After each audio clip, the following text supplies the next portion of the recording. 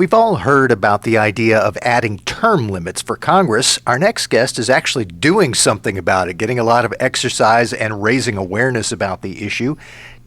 Izzy Israel has been walking across the country to help raise awareness about this issue. Thanks for joining us. Thanks for having me. So first of all, tell us, why'd you get interested in this issue of term limits? I'm talking with a childhood friend of mine. I would visit where I grew up maybe once every 2 years, and we would always make a point to have a fire and talk about what we saw wrong.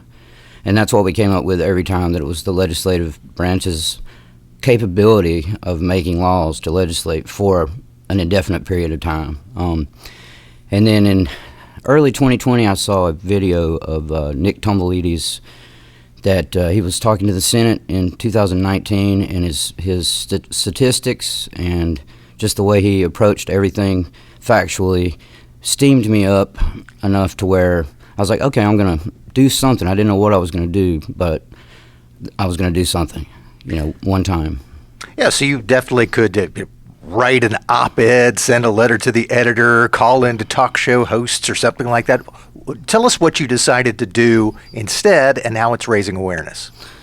Well, he and I came up with the idea and called it land limits for term limits.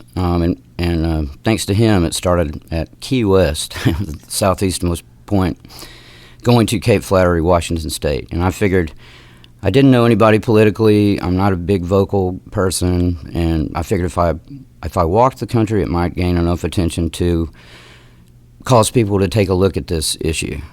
So that's pretty much was the whole deal of it, was just a walk and see if people were going, hey, what are you doing this for? And that's the most important thing, is what I'm doing it for. It's not really about me, because we all can change this. Yeah, so you are walking. Tell us what you've done so far. Well, I walked to Tallahassee and got a little media coverage. That's about 650 miles. Then I went on to Ozark, Alabama, which is 800 miles. And then I took a break over in southwest Georgia. My friends came and got me. My foot was giving me trouble, my left foot. And then I met U.S. term limits. They saw the footage in Tallahassee and sent Byron Sheehy, the Alabama representative. He came and met me, and we went to lunch. And they started talking to me about sending a guy out with a van. And there's Jeff, and I don't have to worry about where I'm sleeping every night. A couple of nights budgeted for a hotel, and they're feeding me. So it's a joint effort between my little entity and their big entity, and I hope I can help all I can to raise awareness for this need. I'm just grateful that I can do it. Yeah, so tell us when you started and how much ground. You've already said you started in Florida, you've been to Alabama, and you're kind of making your way. You're now in North Carolina.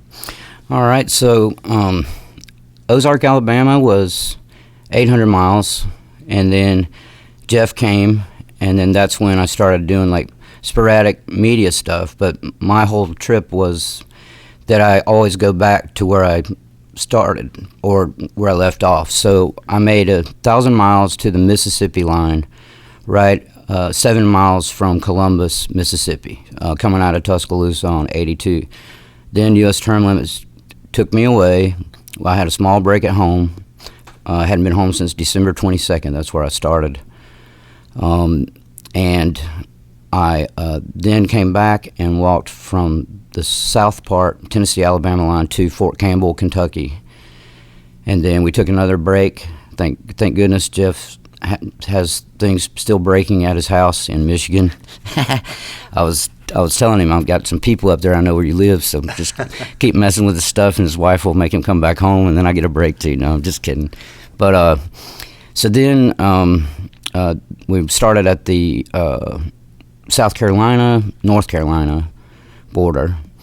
And if they don't have anything crucial for me when I get to the Virginia line, then they will return me to the Mississippi border. Okay. To continue my stair step to Cape Flattery. So that walk will always be there. Now, I understand there's an interesting story about your first night out there walking and someone in particular helping you. Tell us about that. Well, my whole goal, I got a late start, was to get off the island. That was it, just get off Key West. And earlier in the night, there was a guy laying on the sidewalk, and he was just getting up. And it was your typical, even though there's no one typical, everyone is special. Typical, out of his mind, kind of shaky, intimidating, homeless person. And so I just, went around him, and he bummed a cigarette off me. So I gave him a couple. And then I moved on, and I got off the island. And it's probably about midnight, and I'm starting to think about, okay, where can I hide and get some sleep? And this guy caught up with me. I turned around, like, oh, no. He's like, what are you doing? And I was like, well, I'm going to try to find a place to sleep. And he goes, come on down here, man, in the mangroves. He goes, I got a place. And he had a little encampment down there, and he knew the names of every fish because it was right by the water. And he showed me all his fish. He called it his aquarium the next morning. It was getting close to Christmas. I let him use my cell phone to call his brother in Dallas. It was a short phone call. I don't know if it was wanted necessarily, but he was able to tell his brother, that he loved him. And of course, I'm kind of worried about getting ripped off. But, I woke up the next morning. The first thing he said was, good morning. And he made me a cup of coffee in a instant pack of coffee in a Campbell soup can. And he wanted me to stick around, but I told him I had to go. And he was a vet, and I saw a VA facility back on Key West, and I told him I would pause, and if there's anything, I would go back with him if I could help him at all. And he's like, nope, I'm happy the way I am. And his name was Willie Sanders, so never forget that. Well, very good. And you mentioned that you're raising awareness, but also you're talking to people as you're doing this. What sorts of things have people said to you about this issue that you're interested in? Do they say, hey, right on, keep at this? What's the message? That's all they say is right on. I've not met one person out there that once they figure out what I'm doing or ask me what I'm doing that they don't feel the same way, that this is a major, major flaw in our governmental system. That has to be helpful in keeping you going. It is, yeah. So you mentioned that the man you ran into was a vet. You were a vet yourself. How does that factor into this? Do you say, hey, people like me who help defend our country, we want to see it continue in a way that would be better once we had term limits? Sure. I mean, I almost feel more patriotic doing this than when I did serve. So I don't know how to describe it. What is your hope for how this will proceed in the future? You mentioned that you've got some particular stops that are planned, and you have an ultimate goal. Do you hope that you're going to be seeing lots of people along the way, and that you'll get other people inspired to deal with term limits? Yes, I hope it spreads out like a spider web, and it really doesn't take a lot, and you don't need to feel like your point doesn't get across. Even if you haven't voted in your life or gone through periods of time where you didn't vote, you can find your representatives in your district and your House people and your Senate of your state and reach out to them, daily, weekly, and tell them this is what you want, because the state legislatures can term limit Congress. They can set the number of times someone can be elected to make laws. The states can do it. Now, I understand, speaking of legislatures, you have had a chance to meet with some legislators about this. Yes. Yeah, it was pretty wild. I never expected to meet them, or at least not this quickly in my journey. What kind of response have you had? Just really, really nice. Representative Sparks in Murfreesboro came out and walked with me a little bit. Spent some time at a campground with Jeff and I. And then Tim Moore met Jeff and I in Shelby at Red Bridges Barbecue Lodge, and took us out to barbecue and was there waiting when I walked up. So I mean that's camaraderie, or that's single issue determination, and that gives me hope that no one's trying to take the power away. There's no one that moral that they should be able to make laws for a lifetime. So we've been talking about the general point of your cause. Specifically, now you're interested in seeing if the Senate will take some action because the U.S. House has addressed this.